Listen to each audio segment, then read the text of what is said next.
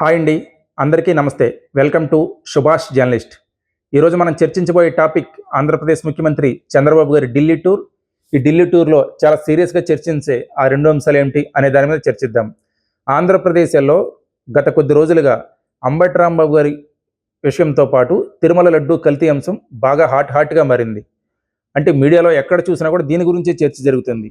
ఆంధ్రప్రదేశ్లో పాలనాపరమైనటువంటి వ్యవహారాలు అవ్వచ్చు, అభివృద్ధి అవ్వచ్చు, లేదా బడ్జెట్ సమావేశాలు, వీటినన్నిటిని తోసి తిరుమల లడ్డు కల్తీ అంశం బాగా హైలైట్ అయిపోయింది. మీడియాలో ఎక్కడ చూసినా, జనాల్లో ఎక్కడ చూసినా దీని గురించే చర్చ జరుగుతుంది.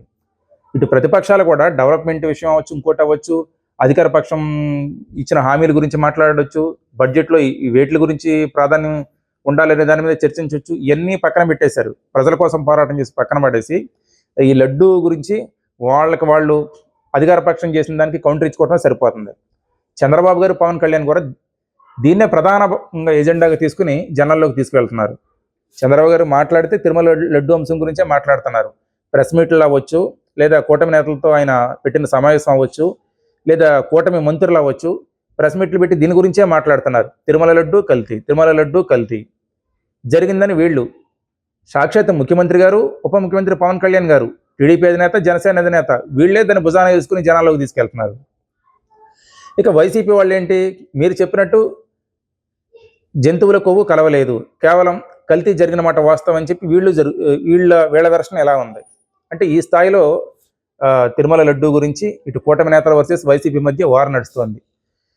ఇంత జరుగుతున్నా, కూటమిలో తెలుగుదేశం పార్టీ, జనసేన నుంచి ఇంత భారీ స్థాయిలో సౌండ్ నడుస్తున్నా, కూటమిలో భాగస్వామిగా ఉన్న బీజేపీ వైపు నుంచి చిన్న సౌండ్ కూడా లేదు మొన్నటిదాకా. చంద్రబాబు గారు కూటమి సమావేశం పెట్టేంత వరకు బీజేపీ వైపు నుంచి పెద్దగా సౌండ్ లేదు. బీజేపీ రాష్ట్ర అధ్యక్షులు కానీ, అటు పురంధరేశ్వర్ కానీ, సీఎం రమేష్ గారు కానీ, ఇలా మహామహుల నాయకులు ఉన్నారు. వైసీపీ ప్రభుత్వం అధికారంలో ఉన్నప్పుడు హిందుత్వానికి సంబంధించి ఏ అపచారం జరిగినా, ఏ ఆలయంలో ఏ విషయం బయటకు వచ్చినా కూడా బీజేపీ వాళ్ళంతా అక్కడ వాలిపోయి నానా రచ్చరచ్చ చేసి హైలైట్ చేసేవాళ్ళు.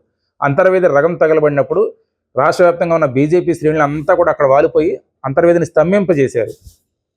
అంటే ఏ స్థాయిలో అంటే, హిందుత్వానికి ఏం జరిగినా కూడా మేమే ఛాంపియన్లం అని చెప్పుకునే బీజేపీ ప్రపంచవ్యాప్తంగా అత్యంత పవిత్రమైన శ్రీ వెంకటేశ్వర స్వామి తిరుపతి లడ్డు కల్తీ జరిగితే ఎందుకు తన సౌండ్ గట్టిగా వినిపించడం లేదు?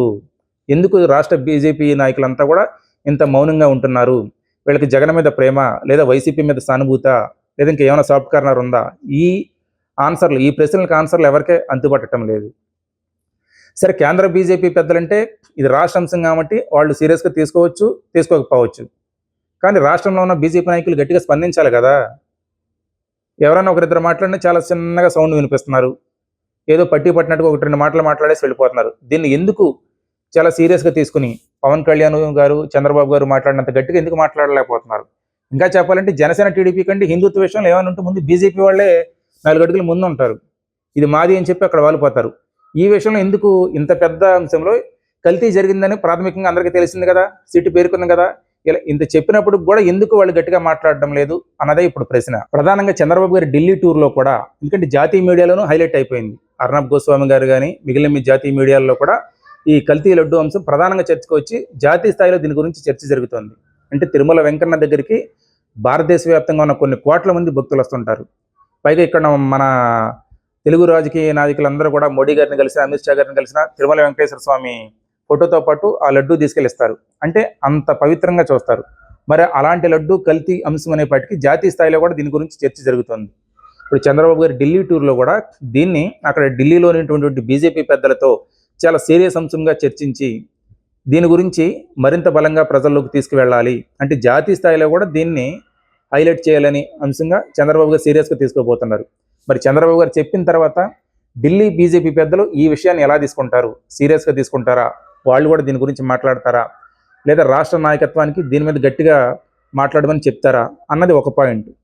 అలాగే రెండోది, చంద్రబాబు గారు ఢిల్లీ పెద్దలతో చర్చించే అంశం, త్వరలో 4 రాజ్యసభ స్థానాలు ఖాళీ అవుతున్నాయి. ఈ 4 రాజ్యసభ స్థానాలు కూడా కూటమికి ఖచ్చితంగా దక్కనున్నాయి.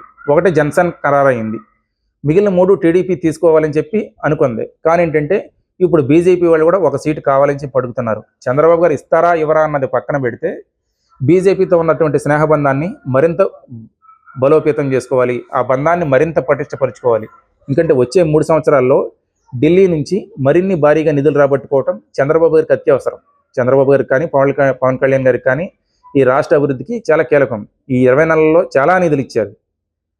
గతంలో వైసీపీకి 5 ఏళ్ల పాలనలో రానటువంటి నిధులు ఈ 20 నెలల కాలంలో వీళ్ళు రాబట్టుకోవడం గ్రేట్. ఆ నిధులు మరింత రాబట్టుకోవాలన్నా, ఈ 3 ఏళ్లలో ఆంధ్రప్రదేశ్ అభివృద్ధికి కేంద్ర ప్రభుత్వం నుంచి మరింత సహకారం కావాలన్నా ఒక రాజ్యసభ సీటు త్యాగం చేయడంలో తప్పేమీ లేదు. దీని గురించి కూడా చంద్రబాబు గారు బీజేపీ వాళ్ళతో సీరియస్గా చర్చించనున్నారు. మరి చంద్రబాబు గారు చర్చించిన తర్వాత ఈ కల్తీ లడ్డు అంశంలో బీజేపీ స్టాండ్ ఎలా ఉంటుంది?